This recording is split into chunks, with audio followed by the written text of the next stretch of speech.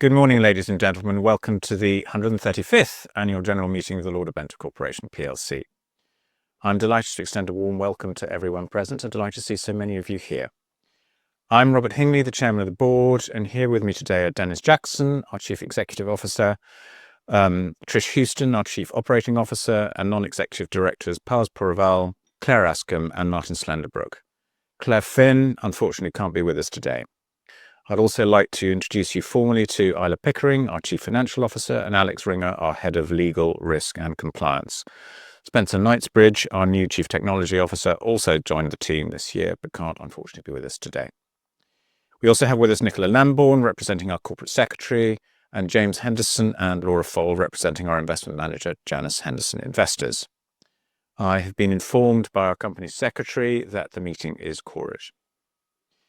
DEBENTURE aims to provide a steadily increasing income for our shareholders while achieving long-term capital growth in real terms.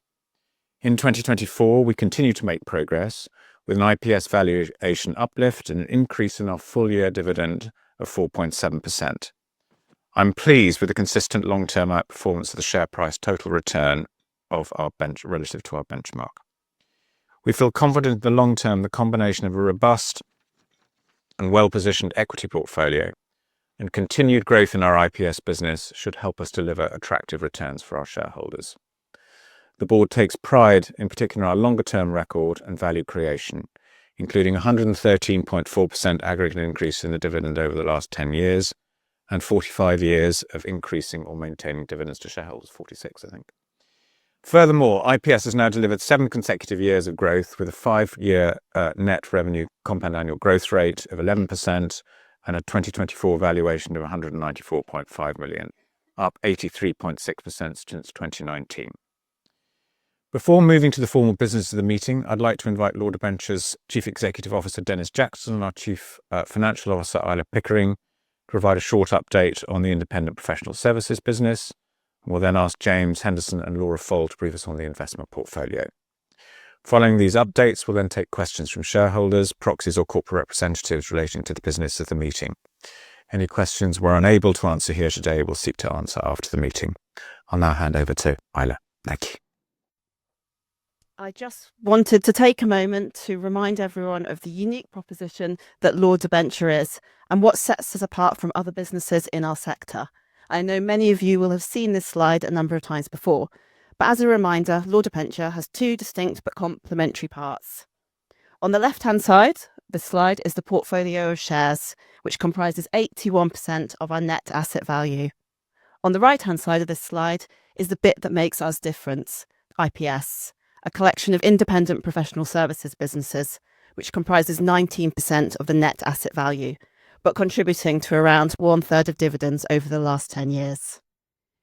If we achieve consistent growths in the profits from our IPS businesses, here on the right-hand side, this in turn gives our investment managers over here on the left-hand side greater flexibility in stock selection that we believe, and our history tells us, will help us to produce material outperformance over our benchmark over time.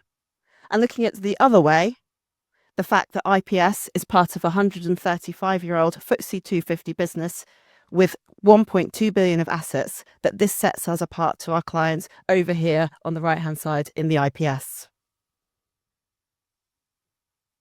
So turning to the IPS first. Just like Laura and James run a portfolio of shares, IPS is a portfolio of businesses. IPS's long-stated ambition is mid to high single-digit annual growth, which you can see here on this slide. It has delivered in each of the last 7 years. Compound annual growth rate and underlying profit before interest and tax has been 7.3% over the last 5 years. On this slide, we can see how the consistent growth in real cash profits in IPS contributes to our overall outperformance against the FTSE Actuaries All-Share Index and to dividend growth. Our short-term performance over 1 to 3 years is creditable, but it is over longer term, 5 years and 10 years, that our performance is really strong. With share price outperformance of the FTSE Actuary All-Share Index over the last 5 years of 46% and 65% over 10 years. On dividends, a record 46 years in a row of increasing or maintaining dividend payments, with this year's dividend 4.7% higher than 2023 and more than double the dividend paid 10 years ago. And with that, I'll hand over to Dennis. Thank you. Thank you, Isla. And hopefully, without the mic there, everybody can hear me okay. Good? Okay? Splendid. And I can walk around, which is marvellous. So let's dig a little bit deeper into the professional services businesses, which, as Isla and both Robert has mentioned as well, are a collection of businesses. So we run the way that we break this out for you as owners is 3 major buckets: pensions, corporate trust, and corporate services. But the reality is, and we'll get into this over the course of the next 5 or 10 minutes, is there are lots of different businesses even within those businesses. So we're running quite a diversified portfolio of businesses here. A lot of numbers on this page, but I think the good news is, as we go from the left-hand side to the right-hand side, pensions has gone from 10.5 million to 16.6, corporate trust from 9 to 14, corporate services from 12 to 22. So they're growing. It's never linear, and it will vary around from time to time. But all of these businesses, as Isla put in her chart, to differing degrees have a strong degree of repeat revenues and a certain amount of inflation linkage. But really interestingly, the world's thrown a lot at us. It's throwing a lot at us at the moment, but the world has thrown a lot at us between 2019 and 2024. And in all of those years, we've been able to hit our PBIT growth target of between 5 and 10%. And as Ida said, we've grown that by 7.3% compound annual growth rate over the course of the last 5 years. We do have outliers and underliers within that, and I wanted to highlight one particularly for this last year, because if you look at the detail, you'd have seen in your annual reports and in the results update, you might have been disappointed to see the pensions number had gone down this year. We did try at the AGM last year, we did try when we talked to analysts, we did try in the mid-year to point out that 2023 was an outlier year for that business. Why was it an outlier? As a pensions governance organisation in 2022, something really exciting happened with assets and liabilities under the short-lived trusts and government in September of 22, which meant that there was a massive revaluation of pension scheme assets and liabilities in the UK. That led to a huge call to action, because pension schemes in the UK on the defined benefit side were largely substantially better off as a result of that. No one's ever written that thank you letter to Liz. I'm not sure they ever will. But that's what happened. It was a call to action. People then had to say, well, what do we do here? Do we lock in this windfall? Do we take some risk off? That played through. Do we go to buyout? So that and also there was a lot of work that had to be done about improving ability to meet margin calls and the operational side of those businesses. So that led to a really, really strong year. When I was standing here a year ago, we said that business grew at 21%. It was not a business that fundamentally should grow at 21%. And sure enough, it didn't. It's a great business. Its compound annual growth rate is right in that mid to high single digit rates in terms of revenues. And we're confident that we can grow that business over time. Just wanted to give you context around that. Corporate trust business is a great business, but it too can have outlier years. And for those that have been owners for some time, you remember in 2020, we had a number of cases there, which were long-term bankruptcies that had worked their way through to fruition, where we were able to take some outsized gains. Didn't make it a bad business in 2021. You know, we've done this for 135 years. It's a great business, but you do have outlier years within some of our businesses. But as a portfolio, you know, what we're looking to, whoops, that's interesting. I have a screen here which shows a slide, and let's try again. Brilliant. So this is the valuation that we use for our professional services business. This is a multiple of earnings before interest, tax, depreciation and amortization, or what's EBITDA. And that has grown over time. A little bit of that is because we've moved that multiple up. It was 9.2 times EBITDA here. I think it was 9.5 here. It's 10.8 times here, and then 10.5, 10.5, 10.5. So that's not a racy valuation. there's a whole science that goes into this. We have PwC, third-party firm. We also have the external auditors look through this, but PwC runs a cash flow model on this, also verifies it versus external peers and so on. But the main reason for the growth here, certainly in the course of this period here, is the actual growth in the underlying earnings of the business. So over the course of the period here, we've increased the size of the business. I think it's 84% from just over 100 million to just under 200 million. And like James and Laura, what we're looking to do here is we're looking to grow our capital over time. And if we can grow our capital over time, then that gives us optionality around the dividend. So I just wanted to try and address this question. You should ask James and Laura this question because they're 81% of the net assets. But what we might reasonably expect for 2025. So we run a portfolio of businesses, and what's happened in the course of the last week, and I don't know how this plays out, but the world's largest economy has decided that it wants to change its rules of engagements with the rest of the world.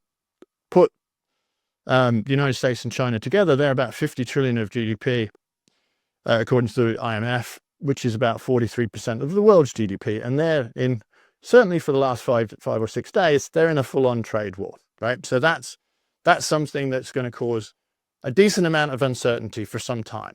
So let's sort of look under the hood of our businesses in turn. So corporate trust, that business makes money in different ways. One of the ways it makes money is off primary market issuance. So if somebody wants to issue a bond, we will get paid an upfront fee and then we get paid ongoing work to act as the bond trustee.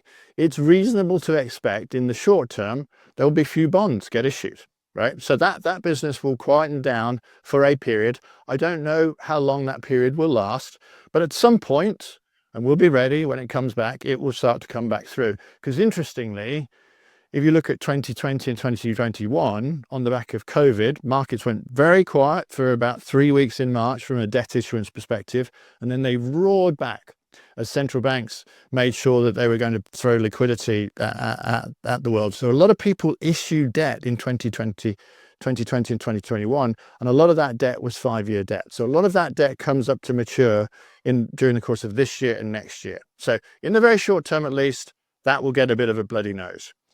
We also had a good start to the year in our corporate trust business in the M&A space. So lots of mergers and acquisitions where we act as the escrow agent.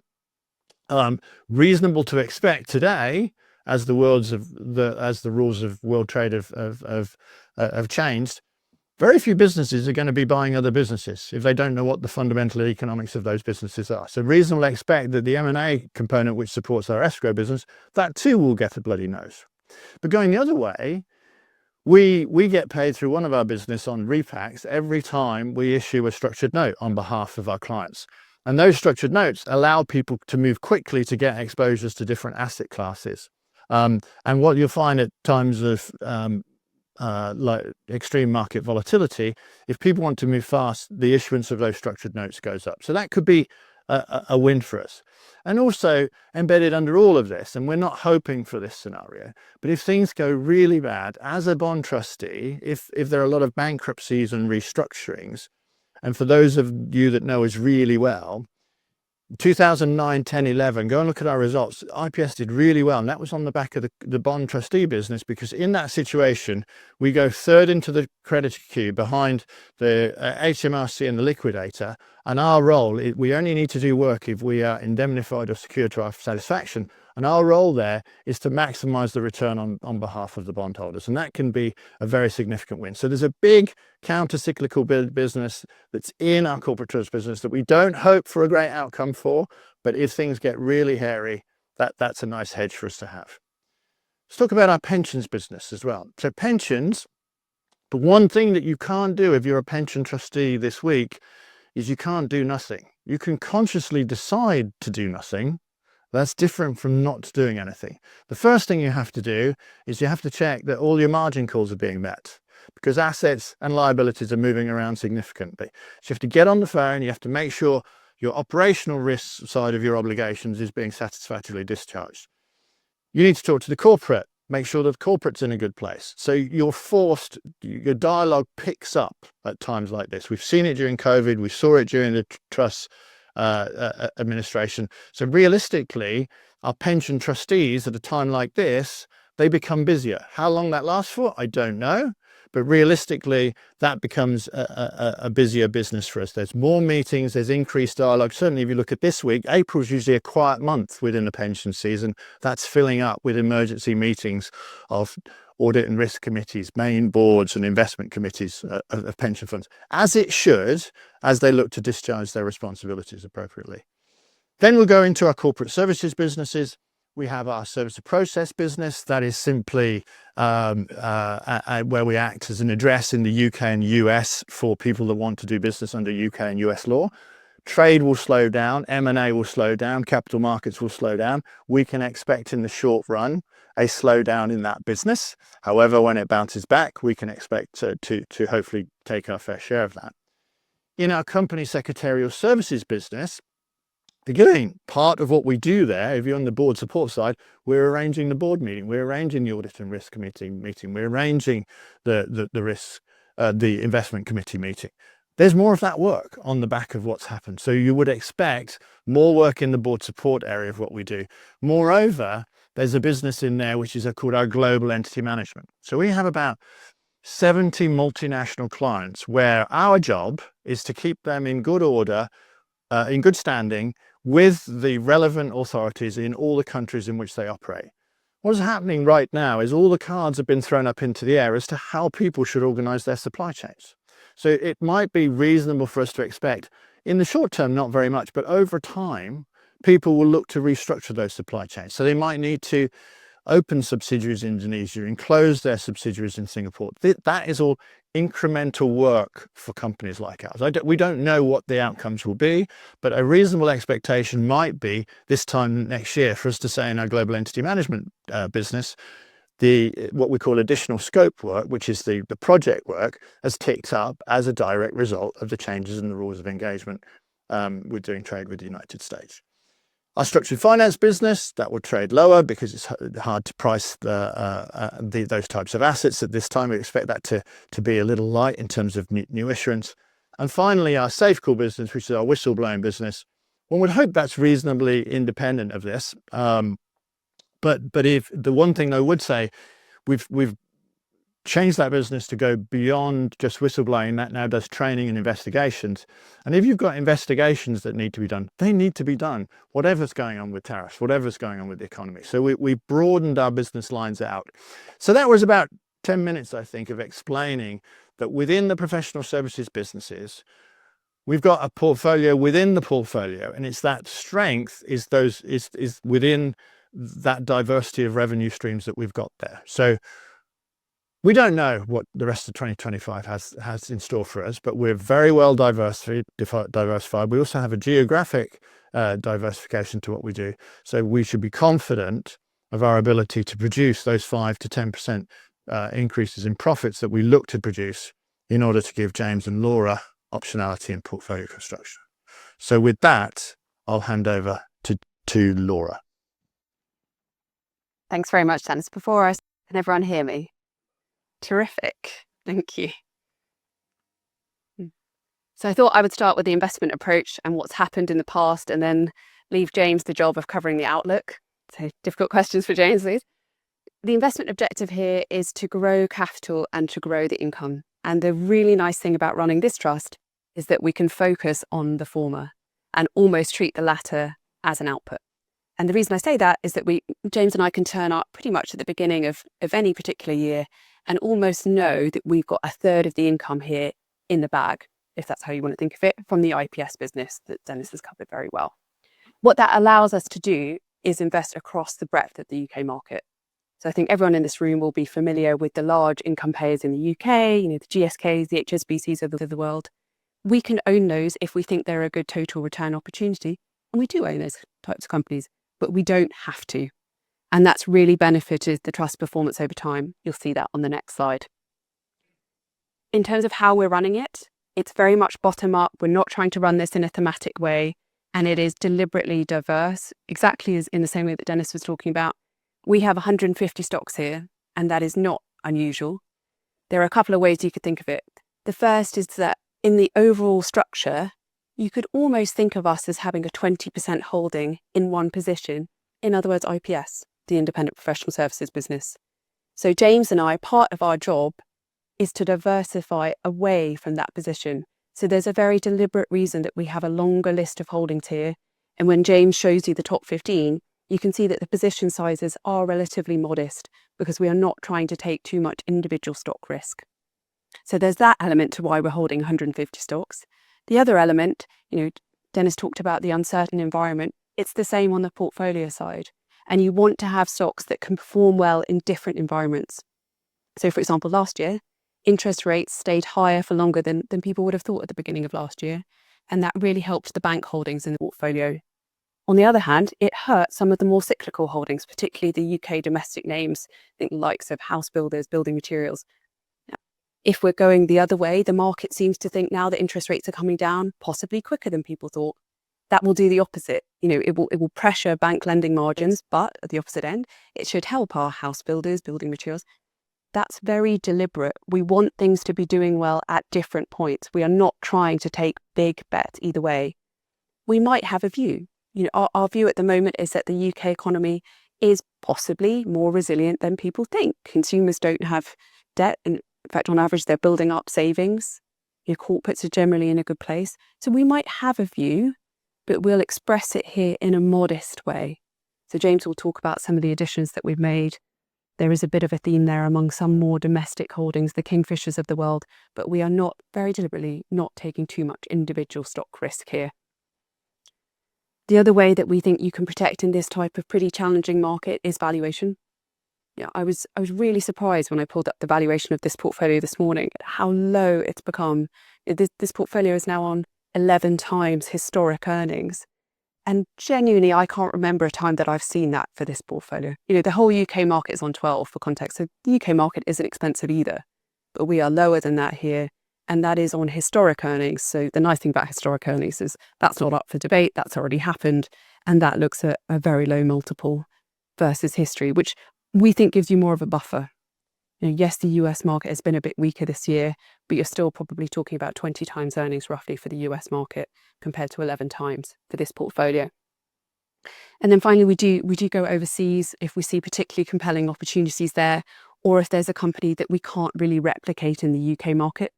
So we listed Toyota here. We don't have any listed auto OEMs within the UK market. The other sector where I think this is particularly relevant is we hold a number of overseas pharmaceutical companies. Our thinking is, why restrict ourselves just to the Astras and the GSKs that are listed here in the UK? It's a very global market. GSK could just as easily be listed overseas. Roche could just as easily be listed here. We tend to own overseas companies there as well. But at the moment, worth saying, we've only got 5% roughly in the US market at the moment, roughly 5% in Europe. We are overwhelmingly invested in the UK because that's where we think the best opportunity lies. Turning to performance, and this is 5-year relative performance, so we've deliberately given a longer time period. There's a lot of noise in short-term numbers at the moment. A couple of things to draw out. The first is that point around diversity. There is really no commonality between most of these holdings. Rolls-Royce, jet engines, Ceres Power, hydrogen fuel cells, Flutter, global gaming, gambling, M&S in the midst of what looks to be a successful turnaround, Applied Materials, US listed semiconductor capex. There is no commonality between these companies, and that is really encouraging to see that it's not one theme driving the performance. A couple of other things to draw out. So somewhat frustratingly, as an income fund manager, I always find this slide ever so slightly sobering, that a big chunk of this top 10 are stocks that don't pay a high dividend yield. So it would have been genuinely challenging to hold these companies in size in a traditional UK income fund structure. So the likes of Rolls-Royce and M&S, they are now back on the dividend list. They've gone through a period of restructuring, they're paying a dividend, but it's very low. Both would be sub 1% dividend yield. So if you were running a portfolio that was trying to match the yield of the UK market, which is closer to 4, it would have been difficult to hold these companies in size. And then the opposite side of the same coin, if you want to think of it that way, is that we don't have to hold some of the higher yielding shares in the UK market if we don't want to. So you can see here Diageo, we haven't held it, we don't hold it now. Most people are probably familiar with the company, it's sort of premium spirits. We haven't felt the need to own that. It's still got a relatively high level of debt. It's a big position in the UK market, big weighting in the FTSE All-Share benchmark, but we don't have to own it if we don't think it's a good total return opportunity. And then finally, we have gone overseas, and that's helped the performance in the past. The US market historically, might be the case going forward, you never know, but the US market has outperformed the UK market over time. And you can see that in our top 10, a couple of these holdings, Applied Materials, Cummins and Caterpillar, are US listed, and that has benefited the trust performance over time. Right, I'll now hand over to James to talk about the future and how we're positioned. Thank you. Thank you, Laura. Can you hear me? Brilliant. Actually, I just a bit naughty. Go back to the previous slide. Not that Laura hasn't covered it very well anyway, but Dennis said to me the other day, you never talk about selling. You talk about, you enjoy buying and you don't talk about selling. Actually, this slide shows that we are selling. We did sell all the Applied Materials. We did sell all the Caterpillar, and I'm kicking myself I didn't finish selling the Cummins, but I still got. It's a great company, the great diesel manufacturer. But we do sell. We have reduced Rolls-Royce, and the only reason Ceres can be up here because it's fallen from. It's your big contributor over 5 years. It's a bit strange, given it's gone from £16 to 60p over that period. It was because it started at 60p and went up to £16. We never got anywhere. It sold it at 16, but we did sell some at 12, 8, 10, 12, and then I failed to push the button when it got to 16. But we've sold a lot of it, so that's why over 5 years it's a contributor. So selling is less exciting in some ways, and it's always hurts to sell your good performers, but actually it's what keeps you in the game. And it allows you to recycle. So, Flutter, I still believe the Americans are learning how to make gambling more enjoyable than the sort of dark rooms it used to happen in. And Flutter are really playing a big part in that. But we are reducing it, even though I think the shares go up. We are still reducing it, and we have to take profits. We have to rotate the portfolio, and these moments of sell-off in the market are exciting. They're really good, and it's great seeing this room full, because if I went to a wealth manager thing or an institutional thing, it'd be so boring at the moment. We would be debating whether inflation was going up 0.5% more because of these tariffs. No, then somebody else's model would say it was going up 1%. They'll all be wrong, but they'll debate their models at length. We work more simply. Rather like retail investors, we're focused on companies. Companies' valuations are what matter. The rest, you can't add value with those economic models. You can, if you try and pay attention to companies, there's a chance you can. And where do you start? You start with valuations. UK stocks are in real good value territory. That's a great place to start. A great place to start paying attention to UK stocks. And you'll find you've got things on your side before you start. When things are really cheap and things get disappointing, they don't fall. When things are on the floor, they don't fall through the floorboards. But when they're floating in the air on hot air and something goes wrong, down they go. So that's why looking at stocks when they're down here and being a net buyer of the UK, this week, is the right thing to do. And it's great seeing retail do that, because actually Dennis and the team yesterday issued some shares in an investment trust in Lord Debenture, and I think that's great. It shows that retail is focusing on the fundamentals rather than what we have to go through when we try and sell to an institution at the moment. So I thought Dennis put his head on the line about what the future held. We're going to put our head on the line about what stocks we're buying and where it's going. Me and Laura like meeting companies. We like visiting companies, and we can all visit one of our companies this afternoon by going drinking in the West, in Chinatown or Carnaby Street, Soho or Covent Garden, because the one we added to yesterday was Shaftesbury, that is the landlord for that area. It is a wonderful, wonderful estate, and if you go around there, every pub people will be spilling out into the street and enjoying the blue sky. The buzz in that portfolio is very real. There's no recession down there. In fact, and it's borne out by the numbers. It's not just borne out by the amount of beer that's being drunk. The rents are going up. There are very few vacancies, and in the real world, when we stop worrying about discount rates and things, actually NAVs in reality are going up because those are iconic buildings. So we've been buying Shaftesbury over the last 8 days. We've been buying Kingfisher and AB Foods, very cheap shares. This market has real trouble with cyclicality at the moment. But things, AB Foods' is biggest business, one of its biggest, one is Primark. The other big business in there is British Sugar. Sugar prices up, down, but actually this is a company, real quality. It's a wonderful market position. It's selling UK sugar beet to us in silver spoon, and it will come through, and it'll actually have a very good this coming year. Sugar prices are going up, but the market only wants to see momentum at the moment. It doesn't like things that go like that, but actually real businesses do that in many areas. So we can buy that at very low valuations.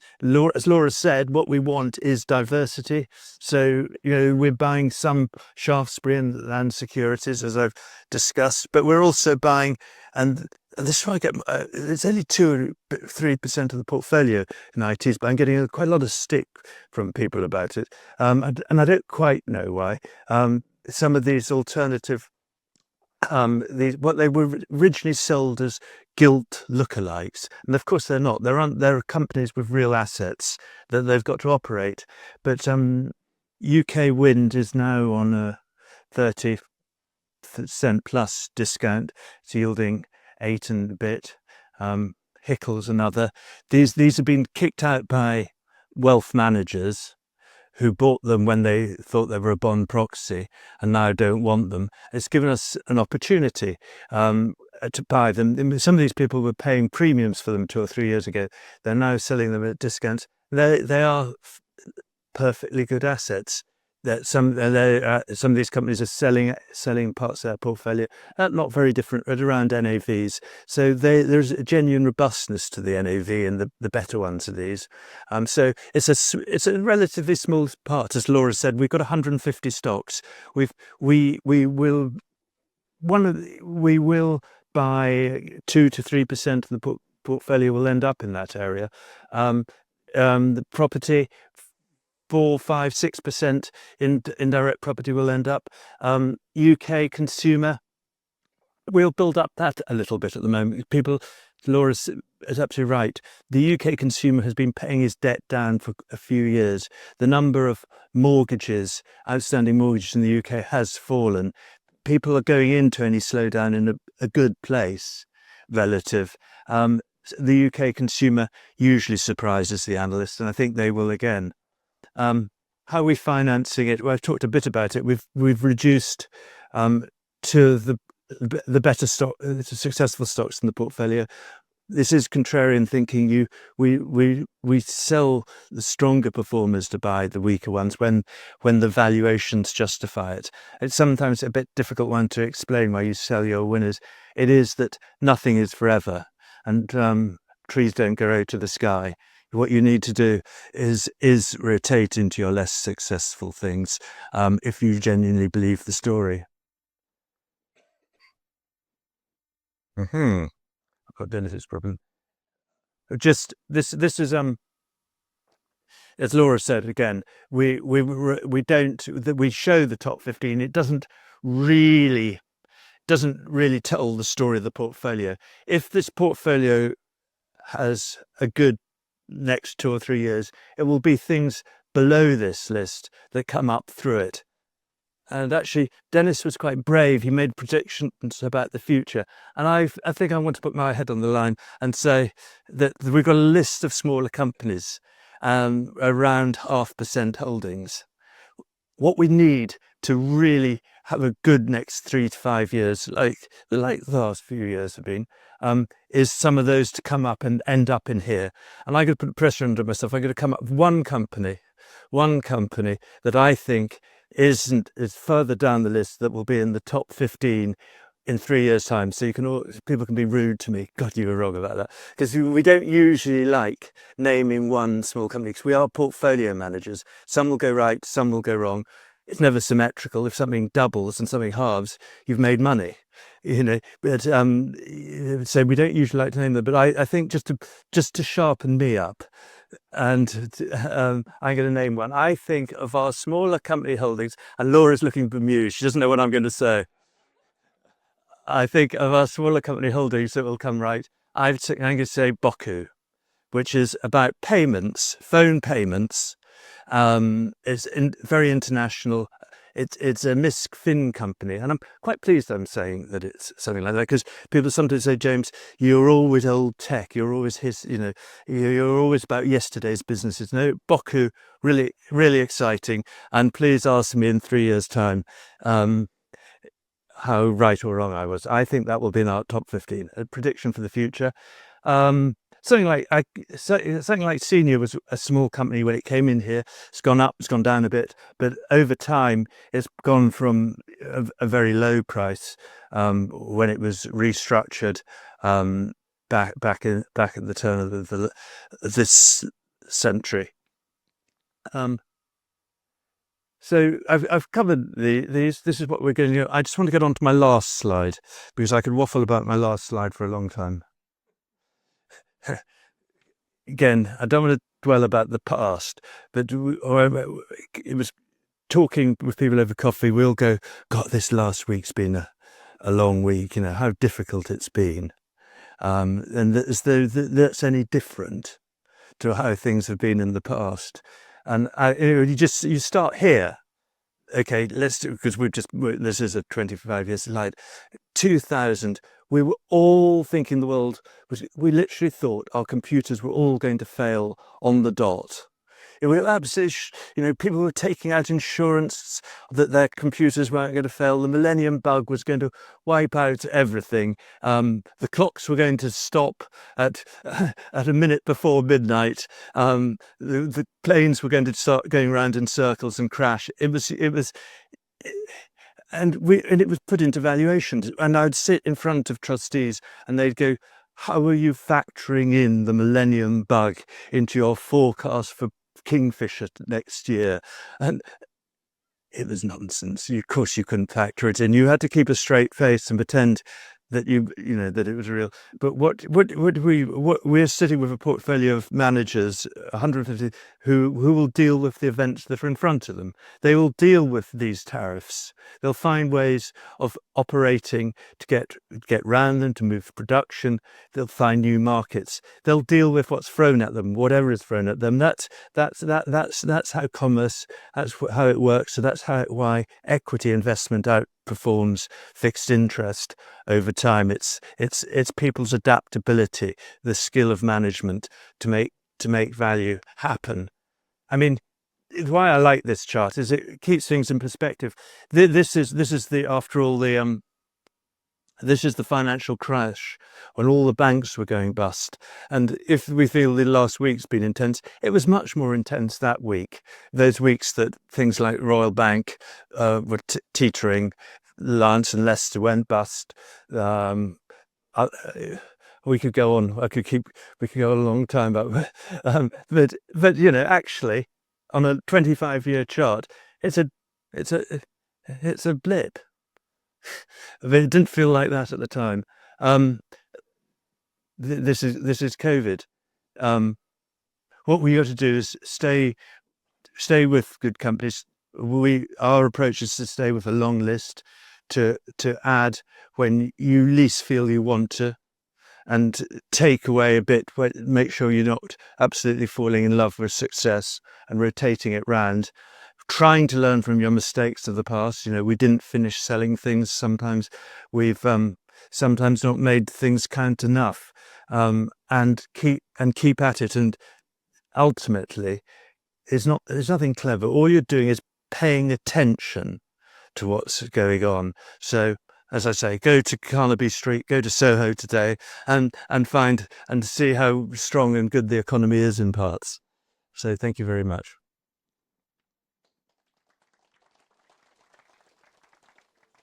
That's it. Thank you, James. Incitement to drink, Tilly. We will now be very happy to take questions from shareholders, proxies, and corporate representatives related to the business of the meeting. I've seen a number of questions are coming online, but we'll take questions in the room first. There is a microphone. Yeah. Please, could you state your name and, if you're a corporate representative, the company you represent before asking your question? Okay. Sir. Thank you, sir. Yeah, my name's Marcus Rand, and I'm a private investor through Hargreaves. And my question is around investing in other investment trusts, and I just wondered. I think you better stay up here, James. I think Sorry.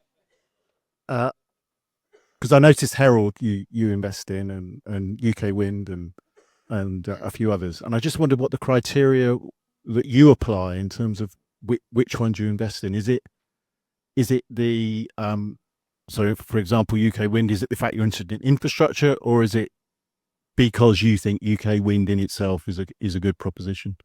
It's a really good question, and I'm investing a bit differently to you. I'm not buying. We're not buying anything that we can do ourselves. But we're very lucky with Lord Debenture. We've got a really strong investment committee, and one of the old chairmen said to me, "Never be proud in investment. If somebody's doing something better than you, go buy them." And Katie Potts at Herald does small tech, media, States, UK, much better. Her knowledge is phenomenal on those things. And I think there's real value add in Herald. And we bought Herald on a large discount. I occasionally reduce it when the discount gets tight, because usually you get another chance when it goes back out. So it brings diversity. As Laura was saying, we want genuine diversity in the portfolio, and that brings diversity. There's no overlap in stocks between what she does and what we do, and she adds, over time, the story is there, it adds real value. It's great to enthuse about investment trusts. We keep being told how sleepy we are, but I don't mind sleepiness when it produces results like that. We've been under attack, and she's been under attack from Saba. Hopefully she's seeing them off, and the truth will out that these products can add real value. So that's Herald. Something like UK Wind, again, obviously there's no overlap in the underlying portfolio because there's 48 wind farms around the UK. But these are good assets. They're good wind farms. They're well invested in, and you're buying them at a large discount. You're getting a stream of income from it that's RPI related, and it's starting on an 8.5% yield. It's a lovely diversifier in the portfolio. Our CAGR over time isn't very different from that. It doesn't need to make huge capital gains with an 8.5% yield on it, and I think it does make. We do. I think. Why do I think we do get a bit more than that? I think in time, when there's a bit of confidence returns, 8.5%.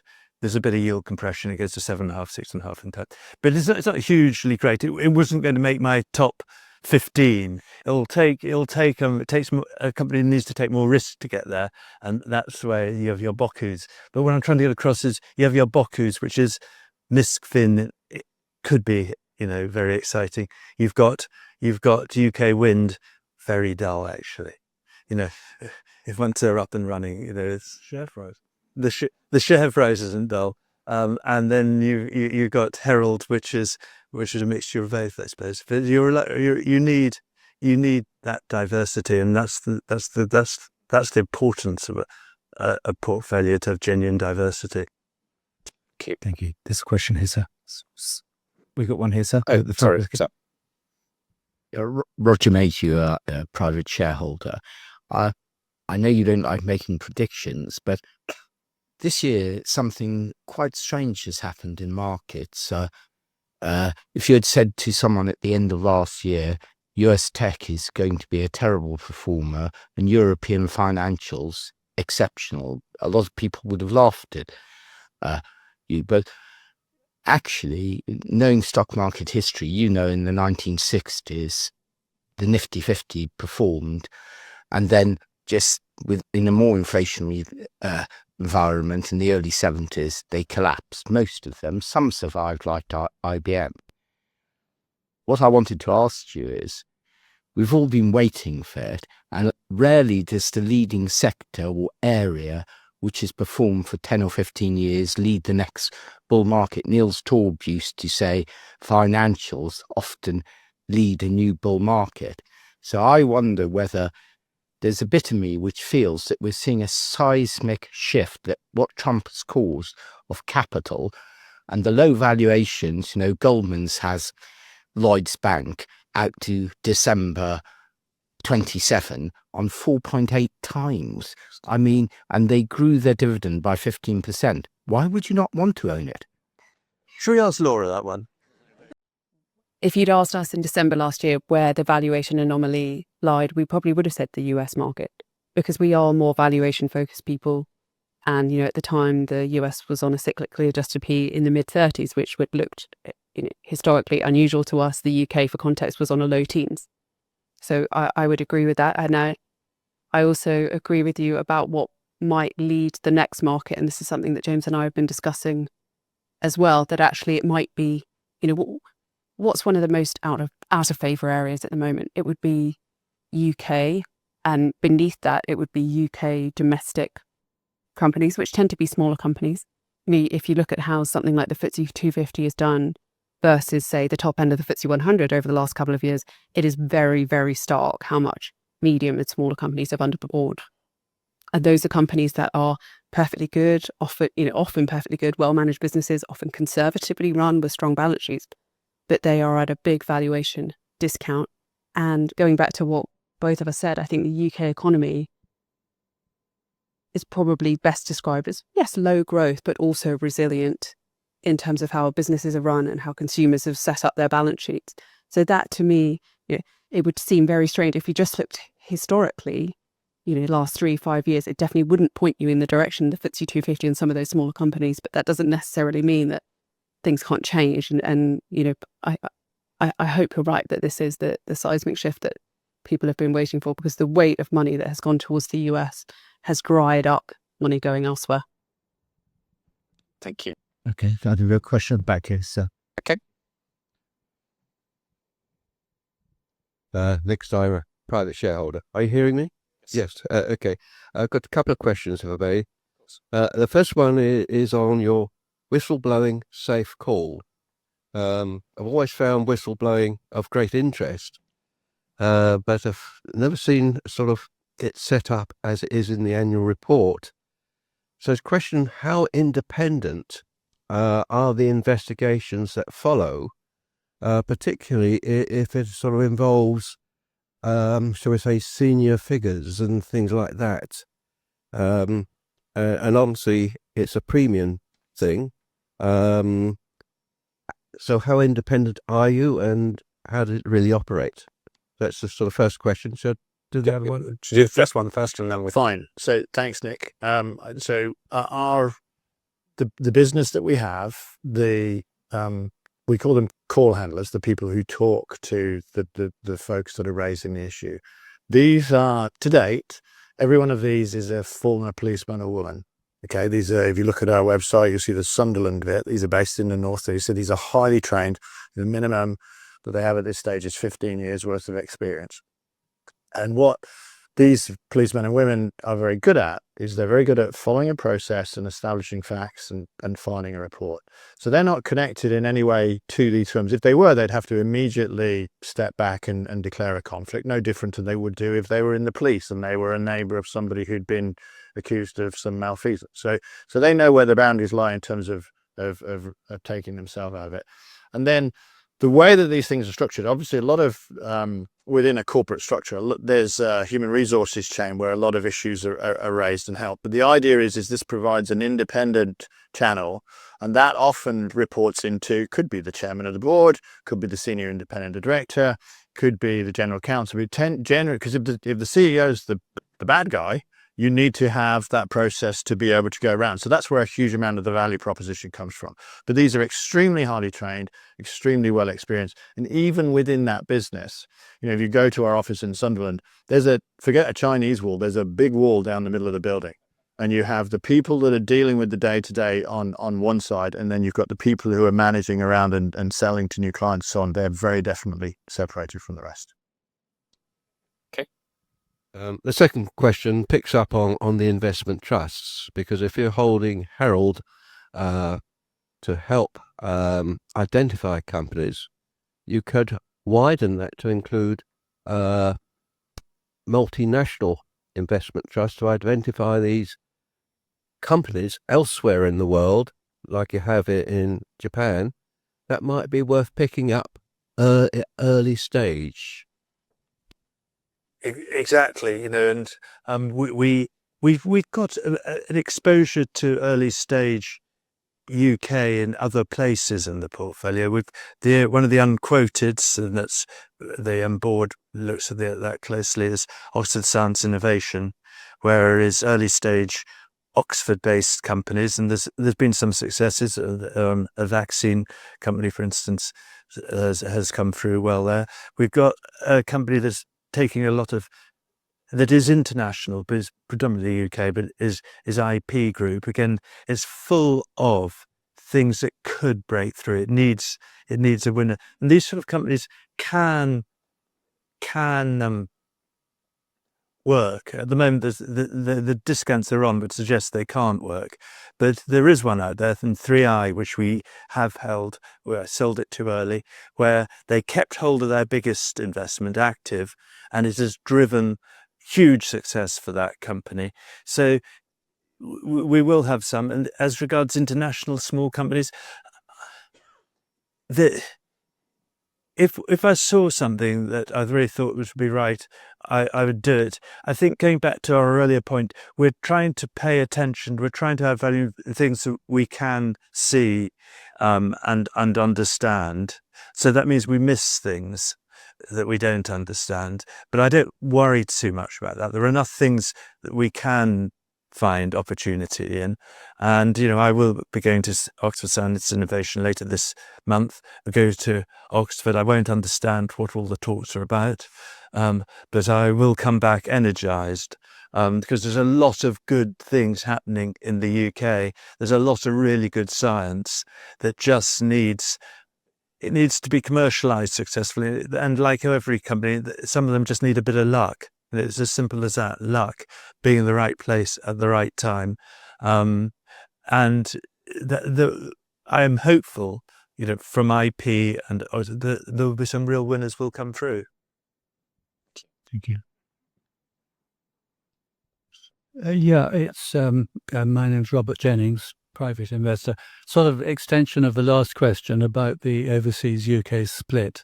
I think the overall policy allows you to go down to 50% or something in UK equities. And at the moment, I think you're more in the UK than you've been in recent years. I think we all know, basically, we've got a UK income portfolio here, and long-term investor, very happy with it. On the other hand, we also know that in the last 5-10 years, if you've been in American IT, you'd have blown the lights out. Maybe it's a question for the board. Will you sort of carry on in that current sort of slightly muddling through? Does it ultimately matter? If you take a long-term view, the UK has done as well as the world, I think. James, what was that? The technical straight answer to begin with is that, yes, 85% is UK quoted, but of that UK quoted stuff, about 60% would be international earnings. So, we are international. I think the UK, why are those international companies still, they've done better than the domestic UK companies. They've still done pretty poorly because, and I look at you, because you were one of the pension trustees that got people to sell their equities and buy gilts. Which was the right thing to do, I'm sure. But from my point of view, it wasn't. I think the exiting of the UK saver from the UK market has been the most awful thing I've watched in my professional life, in my professional world.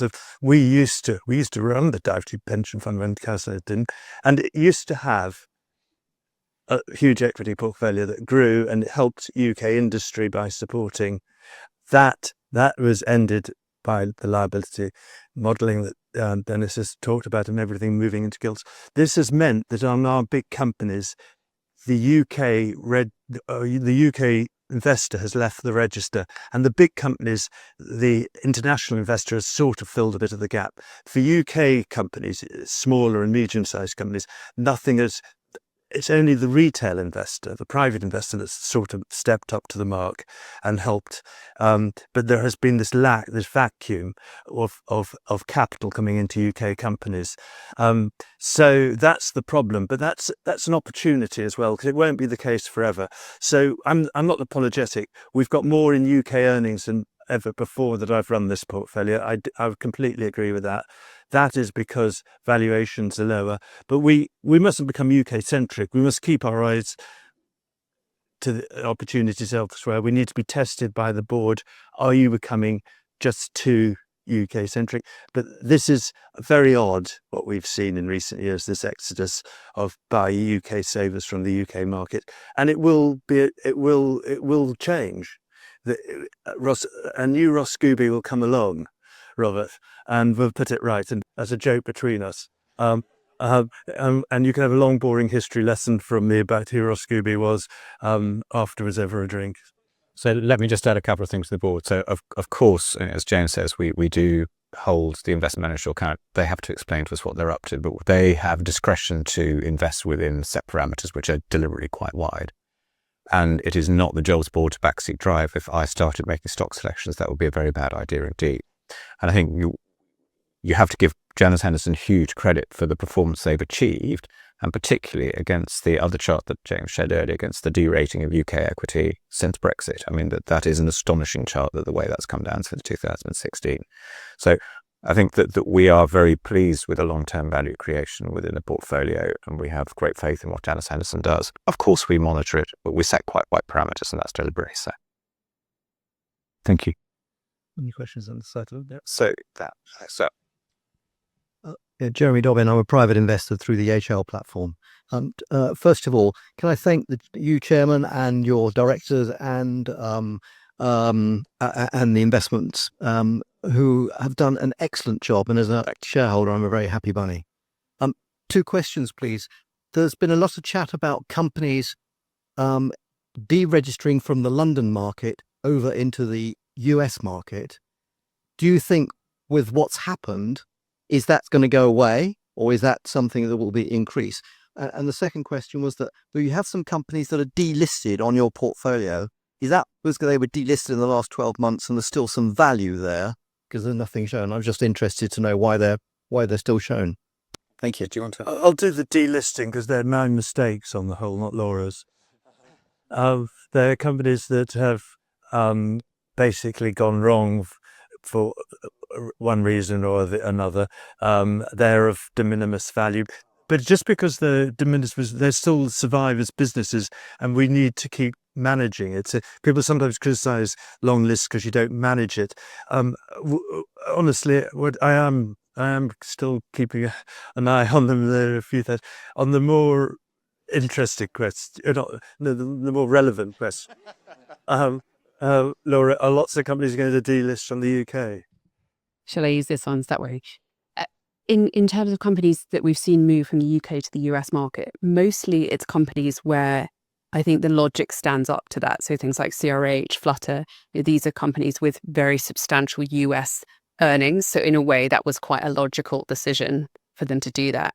I don't think we'll see an exodus of companies that effectively have no role on the US market moving. So, the Kingfishers of the world, it would make absolutely no sense for them to move. And I don't think they'll do that. And actually, the UK market, for all the criticisms about the UK market has turned down certain listings that have gone on to be real failures, actually, on the US market. The UK market tends to be quite cash flow focused. There's a lot of income funds. we've turned down some high growth, cash burning companies that have very quickly gone on and failed. So actually, I think the UK market, yes, there are definitely criticisms that you can throw at it, and that are very fair. But I think it also has a lot going for it still, and a lot of depth to the market. So I don't think we'll see a big exodus unless it makes particular sense for individual companies. You might also say that what's happened in the last week has increased the risk associated with moving into the US. If I was on a big FTSE 30 board, I'm not sure that it will be top of my list of priorities to be thinking about a US listing just in the moment. And you might argue that even this in the longer term, depending on what happens, it might even be quite good for UK capital markets. So sort of relative stability, rule of law, all of which seems to be under some threat in the US at the moment. Thank you. My name's Phil Clark. I'm a long-term shareholder. I've got lots of questions, but I'll restrict myself to two, and maybe later catch up. So first of all, you haven't mentioned the goodwill impairment, which at £17 million is enough to wipe out the IPS profit for 15 months or so. I wonder if you just talk about the lessons learned there. And whilst you're thinking about that, one for the investment manager, Shell and BP, you currently have a lot more Shell than BP, and that's been right historically because Shell have outperformed BP, so that's dead good. However, now that BP have an activist investor who have bought very heavily into BP and have in fact, I think, shorted Shell, is now the time to flip-flop and leap joyfully into BP, or are you just not confident? I was curious. Let me deal with the first one. So goodwill on CSS. So we bought this business for £21 million in 2021, 17 million of goodwill arose. It is true that when we bought it, that we knew it was a cost in, it needed investment. It is true that it's taken longer than we had originally hoped. However, I would say that in terms of what we are seeking to do for shareholders, there are three numbers that matter to you. So in looking at capital growth, it's the value of James's portfolio, and it is the fair value of the IPS businesses, both of which have grown. In terms of paying the dividend, then it's the cash earnings that matter. And so again, our policy would be over the cycle, or to smooth it where necessary, but basically to pay a covered dividend across the cycle. So the non-cash, the 17 million goodwill write-off was a non-cash item. It basically affects none of those numbers.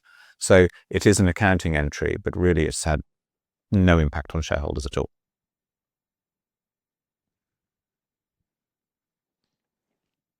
Do you want to take the other one?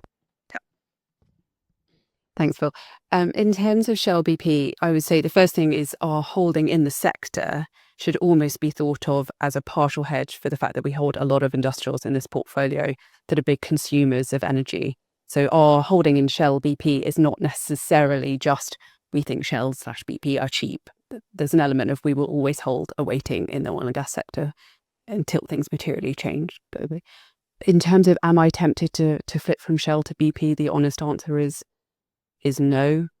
There isn't a huge amount of valuation difference between the two companies, and BP do have a different balance sheet, are in a different balance sheet position to Shell. If we are, and I don't know, but if we are going into a downturn, I would have a preference for being in the one with the stronger balance sheet if there's not too much of a valuation difference between the two. So that is how we're thinking about it at the moment. I think we've also got to be realistic about, are we going to add a huge amount of value switching between Shell and BP? These are very, very well covered stocks. And I think we're going to be able to add a lot more value in James's Boku than we are in BP/Shell, just being realistic. So sorry, I'll come to you, sir. Stuart Brown, independent shareholder. First of all, I'd like to thank James for giving the share tip on Boku. I imagine the price is surging even as we... Well, I was going to say I'll have a look later to see whether he's managed to move the stock market without using social media. But I didn't think there was any disclaimer that not to give financial advice, but there you go. But the last few weeks has been uncomfortable enough, even for seasoned investors. And to be honest, looking around the room, there's a fair number of us that look to be well seasoned in terms of investors. But James was saying how few people in the UK actually invest in the UK stock market. And I know there was a move, or there's still a touted move by the Chancellor that, to try and encourage people to invest in the UK stock market, to do something with the ISAs. And I just wonder to what extent you think that might well be a bit of a dead duck in terms of getting people to invest, which obviously has a long-term impact on Lord Debenture and the rest, because as we pass on, it's difficult to see where the next load of investors are coming from.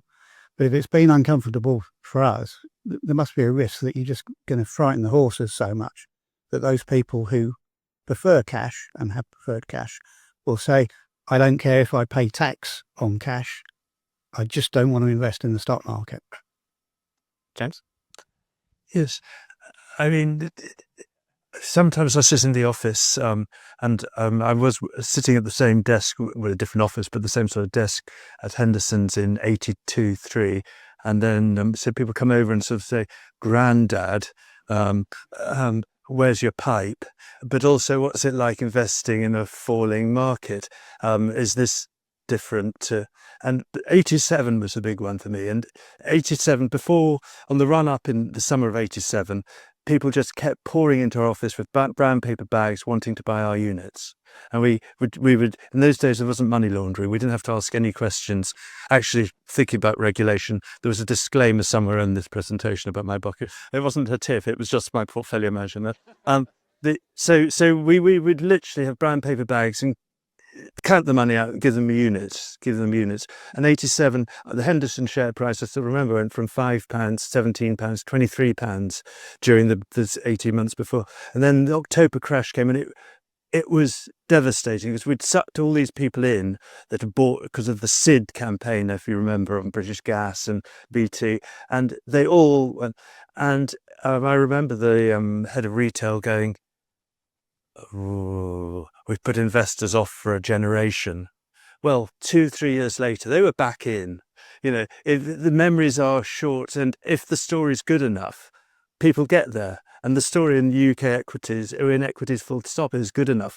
Yes, there will be problems, but if the amazing thing is, truth does out, value does out. And I think we've got to articulate it better. We've got to tell the story of why equity investment is a good home for savings. We've got to argue with trustees of pension funds. We've got to do all these things. But I think another generation of buyers do come along and will buy equities in spite of the current little shake, little shake.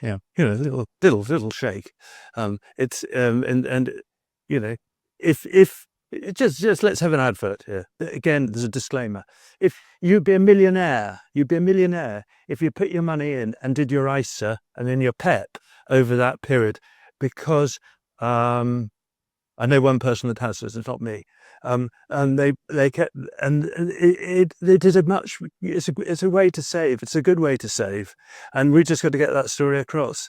And for next generation, I'll give a shout out to Andrew Hay at the back there, who's 18 or 19. He's a first year student at Leeds University, and he was quite rightly chastising me for losing 8% of his investment in Lord Debenture during coffee beforehand, as he should.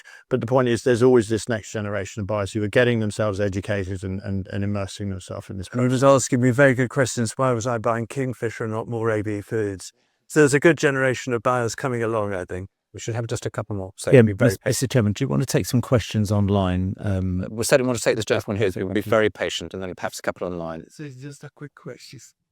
My name is Jimmy back here. I am very new shareholder. I bought them this week via Barclays investment platform. And I'm just wondering, one thing you didn't mention, do you actually borrow money to invest more? Because now the market, in my eyes, with Mr. Trump doing all the shaking, a lot of good shares fall out. If you have the money, are you doing that? Thank you. We do have borrowings. We have long-term borrowings in place, and the overall gearing the portfolio is about 12%, something like that. And that's we monitor that closely. The other Do you have a limit in that you can't go beyond, say, 20%? We don't have a legal limit. I think that the board would be uncomfortable if it was getting up beyond about sort of 15% or so. 20% we're starting to be quite high, because clearly it increases or has the potential to increase the volatility of the portfolio. I think though what we have been doing, and this work, because we have traded consistently at a premium to net assets, we have issued something like £100 million worth of shares, Dennis, in the last few years. Yeah, about 111. So we think that is a virtuous circle. We only go on continuing issue shares on the basis that either we can invest it in IPS or that there are good investment opportunities that Janus Henderson can take advantage of. So we think increasing the size of the business and the value of the portfolio, that issuing shares is a good way to do that. We do have long-term debt going out to 2030 something, long-term bonds, and so we believe we do take advantage of the capital structure of the capital markets to have debt as well as equity. And just one tiny technical point. There is in the memo an a limit on leverage, which is 50%, but as the chairman said, we would get a nosebleed if we got close to 20% leverage. Palpitations, I think. Should we just take? Thank you, Laura. Mr. Chairman, there's a number of questions online. I think a number of the themes have been covered in previous questions, so perhaps So maybe 2 or 3, Nikki. Is succession planning in place for key management? Succession planning is something we take extremely seriously. So we have plans in place both for short-term emergencies, which we hope don't arise, but in case that they do, and for the longer term. I think it's also worth saying that a great deal has been done on sort of culture in recent years. And one of the things that we are looking in that sort of context is career progression for people, and when we spot future leaders, having plans in place to encourage them and develop them in that way. But yes, it's something we take extremely seriously. Okay, and then the second one, we've covered part of it. It's probably one for James and Laura.